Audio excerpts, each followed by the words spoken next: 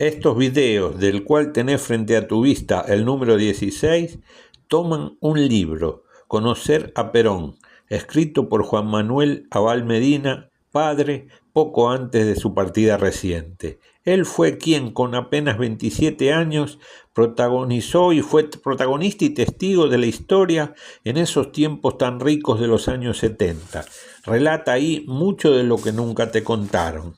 Más que su lectura vas a encontrar una especie de relato en el que aportaremos reflexiones propias y vivencias personales. El comentario fijado te aporta el link del capítulo anterior. Suscribiéndote y haciendo clic en la campanita vas a tener la oportunidad de seguir los próximos.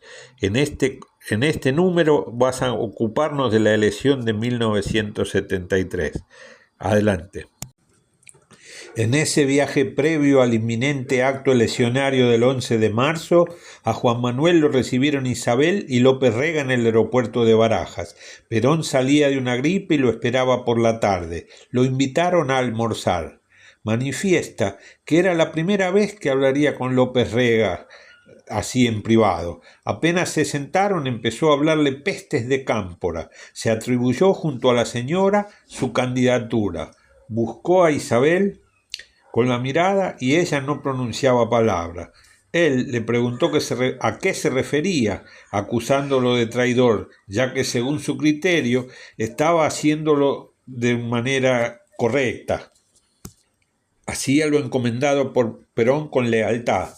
Le manifestó preocupación por la cercanía de su sobrino Mario Cámpora y de Esteban Riggi, y lanzó una pregunta que repitió varias veces. ¿Qué sería de nosotros si al general le pasara algo? ¿Nos dejaría en la calle? Isabel hacía comentarios intrascendentes, ratificando que para ella también Cámpora se comportaba como un traidor. Por la tarde encontró a Perón después de 3 meses, bastante desmejorado. Se dijo muy dependiente de la medicación y por primera vez lo escuchó decir algo favorable a López Rega.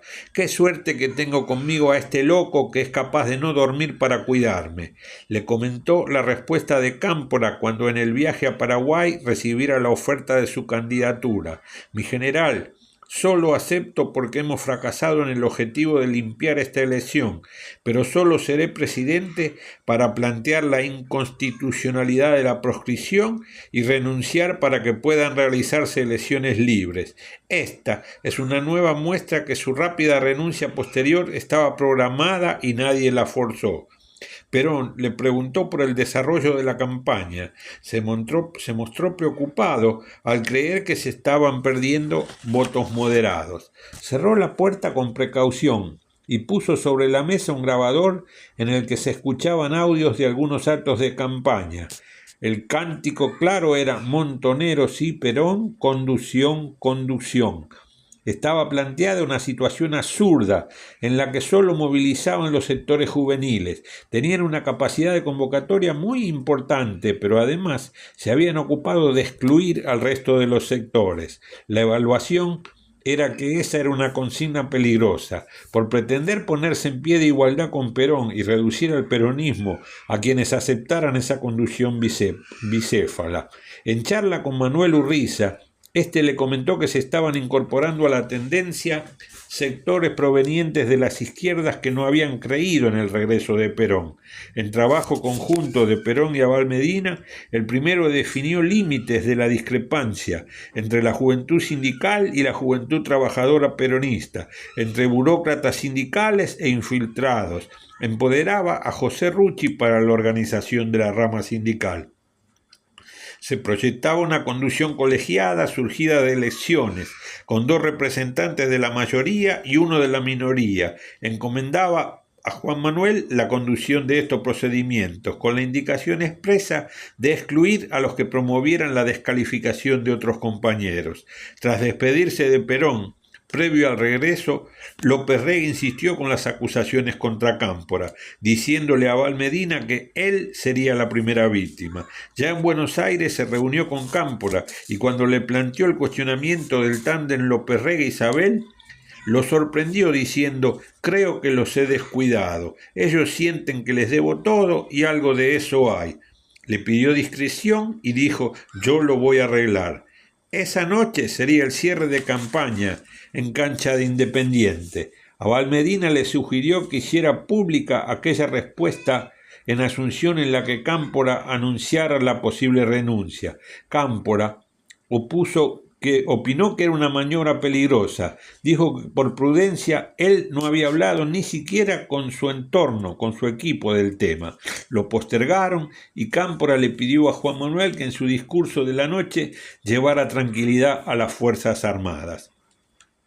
Él había pretendido finalizar sus responsabilidades partidarias con el regreso de Perón.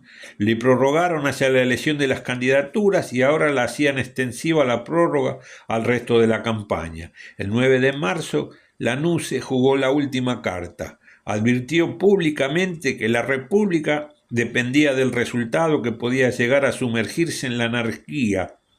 Abal Medina sentía que había una cuestión de fondo sin resolver, que estaba quedando postergada. El 11 de marzo, Cámpora obtuvo el 49,53% de los votos, Balbín el 21,29% y un hecho del que poco se dice, Francisco Manrique con el 14,91% estuvo a solo 9 centésimas de obtener el 15% requerido para ingresar al balotaje junto a las otras dos fuerzas mayoritarias. Estas curiosas disposiciones que hubieran requerido una reforma constitucional las proponía el gobierno de facto. Aceptarlas era una especie de lo toma o lo deja.